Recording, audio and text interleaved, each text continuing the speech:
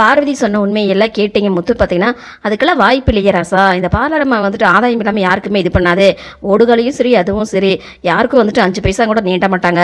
அவங்க எதுக்காக வந்துட்டு மீனாக்காக 2 லட்சத்தை ரெடி பண்ணி தரணும்? இதில் ஏதோ ஒரு விஷயம் இருக்குது அப்படின்னு சொல்லிட்டு உடனே வீட்டுக்கு கிளம்பி போகிறாரு.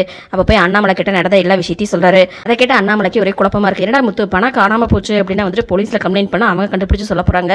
எதுக்காக ரோகிணி வந்துட்டு நகையெல்லாம் விற்று பணத்தை ரெடி பண்ணி தரணும் அப்படின்னு சொல்லி கேட்குறாங்க. உடனே முத்து வந்துட்டு அதான்ப்பா எனக்கு சந்தேகம். இந்த பார்லரம்மாவும் சரி அந்த ஓடுகளையும் சரி அவங்க எடுத்த பணத்தையே வந்துட்டு திருப்பி தர மாட்டேங்கிறாங்க.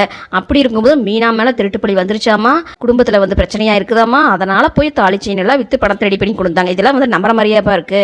யாரோ திருடின பணத்தை வந்துட்டு எதுக்காகப்பா இவங்க வந்து ரெடி பண்ணி தரணும்?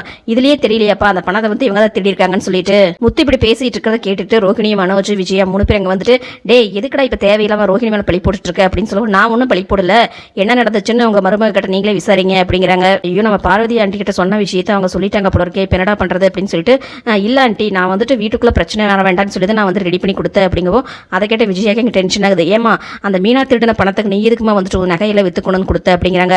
அதை கேட்டவே முத்துக்கு பாத்தீங்கன்னா பயங்கரமா கோவம் வந்துருச்சு. பாத்தியாப்பா மறுபடியும் வந்துட்டு மீனாத திருடுனான்னு சொல்லி சொல்றாங்க. அதை கேட்டு அண்ணாமலை டென்ஷன் ஆகிய விஜயா உனக்குலாம் 1000 டைம் சொன்னாலும் அறிவு வராதா?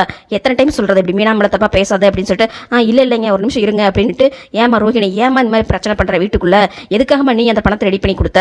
நான் தான் வந்து அந்த பணம் காணாம போச்சு அப்படின்னு நான் போலீஸ்ல கம்ப்ளைண்ட் கொடுக்கலாம்னு சொல்லியிருந்தேன். நீ எதுக்காக இந்த மாதிரி வேண்டாத வேலை செஞ்ச அப்படின்னு சொல்லி ரோஹிணி மேல பிடிச்சி கத்திட்டு இருக்காங்க. அப்ப மொத்தம் இருந்துட்டு அதுக்கு நான் பதில் சொல்றேன், ஏன்னா பணத்தை திருடினதே அவங்க தானே, அதனால நீங்க போலீஸ்ல போய் கம்ப்ளைண்ட் பண்றேன்னு சொன்னாமே அவங்களுக்கு பயம் வந்துருச்சு. அதான் எதுவுமே தெரியாத மாதிரி பணத்தை ரெடி பண்ணி கொண்டு கொடுத்துருக்காங்க.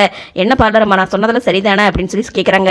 அதை கேட்டீங்க ரோஹிணி பார்த்தீங்கன்னா அப்படி திருட்டு மொழி முடிச்சுட்டு நிற்கிறாங்க. அப்போ மனோஜ் வந்துட்டு என்ன ரோஹிணி இதெல்லாம் எதுக்கு நீ இந்த மாதிரி தேவையில்லாத வேலையெல்லாம் செஞ்ச அப்படின்னு சொல்லி கேட்கவும் அப்போ ரோஹிணி வந்துட்டு இல்ல மனோஜ் அது வந்து அப்படின்னு சொல்லுவோம். நீ பேசாத, நீ இப்படியெல்லாம் பண்ணுவேன்னு சொல்லி நான் கொஞ்சம் கூட எதிர்பார்க்க